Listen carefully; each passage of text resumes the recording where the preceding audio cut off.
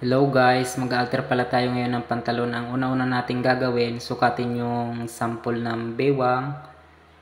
Pagkatapos, sukatin yung i-alter natin para alam natin kung ilan yung ibabawas. Sumunod, tastasin na po natin.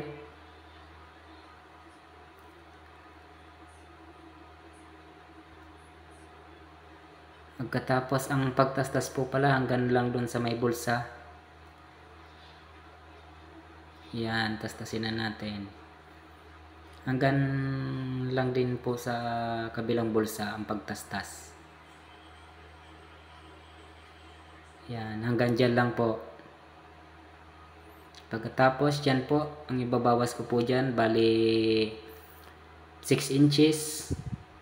Kukunan ko lang po siya ng 1 inch. Tapos pasadaan ko na po siya ng bababa.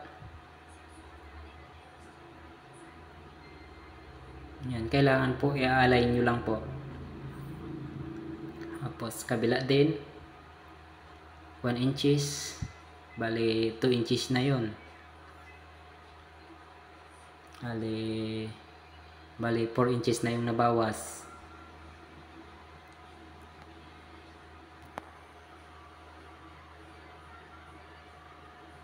Pagkatapos sa likod din 1 inches din.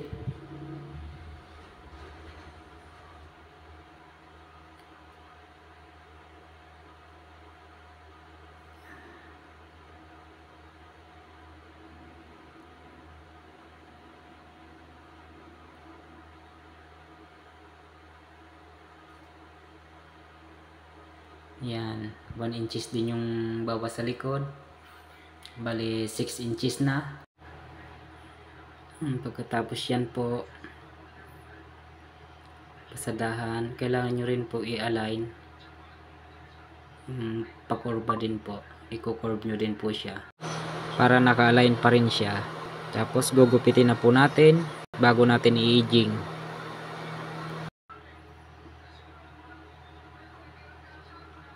Tapos po gupitin nyo na yung sakto lang.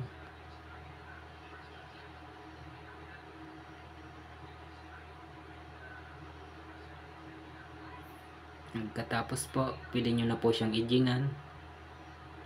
Yung mga binawasan nyo, edgingan nyo na po.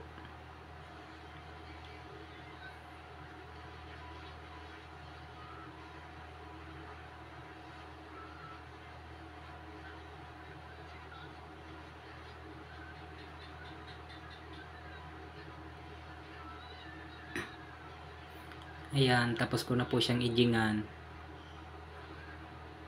Tapos pagbawas naman po nung sa bewang, halimbawa 6 inches, hahatiin nyo lang po yung kinuha nyo side by side. Yan, 3 inches, tanggalin ko yung 3 inches. Tapos pag ginupit ko, maglalagay lang ako ng allowance para sa pakain.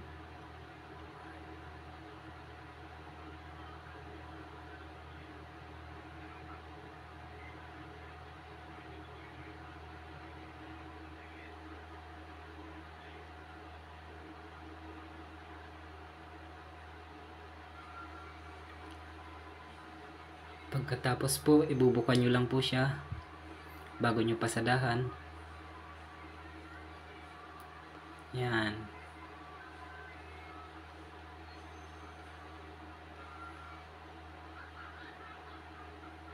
Kabila din po, ganun din po.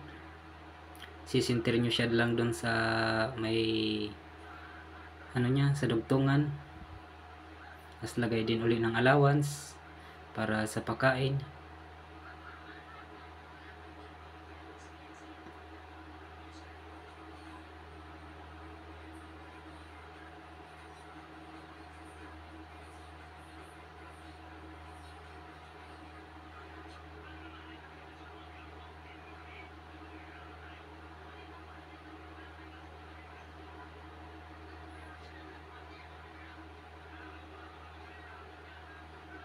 Katapos po, pasadahan nyo yung sa likod dahil may pasada po yan dati.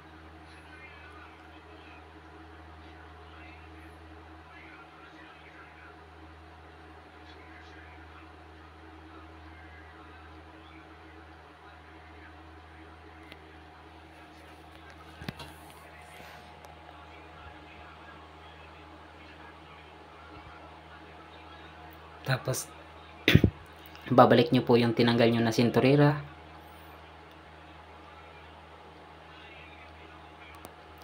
Tapos naman po, pasada nyo muna paikot para hindi kayo mahirapan magpasada mamaya, para pantay siya. Kabit nyo muna yung isang side bago pasadahan sa ibabaw.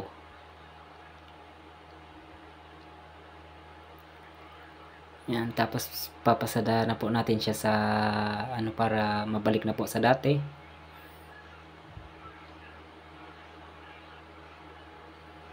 Yan. Pasadahan na po natin siya. Ayusin din po yan sa ilalim.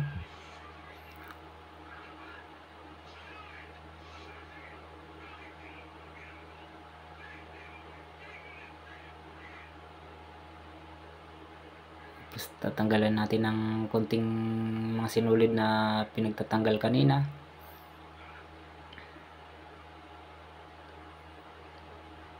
Katapos po, pasada na yung sinturera. Babalik lang po natin siya sa dati kung paano natin siya tinastas. Yan, tapos na po siya. Tapos na po siyang bawasan ng biwang.